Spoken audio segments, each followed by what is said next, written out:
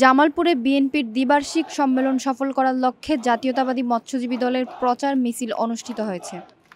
জামালপুর থেকে শরীফুল ইসলাম জোকনের প্রতিবেদনে থাকছে বিস্তারিত। আজ বৃহস্পতিবার দুপুর ১টায় জামালপুর শহরের স্টেশন বাজার মোড় থেকে শুরু হয়ে জেলা বিএনপি কার্যালয় থেকে একটি বর্ণাঢ্য মিছিল শহরের সড়ক প্রদক্ষিণ করে তমালতলায় গিয়ে শেষ হয়।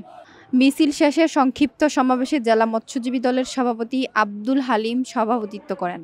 প্রধান অতিথি হিসেবে বক্তব্য রাখেন ময়মনসিংহ বিভাগীয় সহ সাংগঠনিক সম্পাদক ও জেলা বিএনপির সাধারণ সম্পাদক অ্যাডভোকেট শাহ মোহাম্মদ ওয়ারেস আলী মামুন।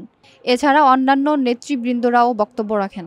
প্রচার মিছিলে জেলা মৎস্যজীবী দলের বিপুল সংখ্যক নেতাকর্মী অংশগ্রহণ করেন। সারা জামালপুরের বিএনপি এবং জাতীয় আদর্শের সঙ্গে সর্বস্তরের জামালপুরবাসী বলে আনন্দের উচ্ছ্বাস বইছে।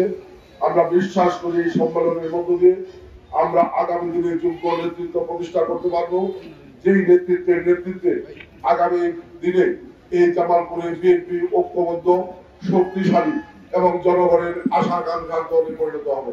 আমরা প্রতিটি মৎস্যজীবী গ্রাম, প্রতিটি মৎস্যজীবী এলাকা, প্রতি মৎস্যজীবী দলের তৃণমূল পর্যায়ে পর্যন্ত আমাদের অভিভাবক অ্যাডভোকেট ওয়ারেস আলী মামুনের নেতৃত্বে রয়েছে, নেতৃত্বে থাকবো।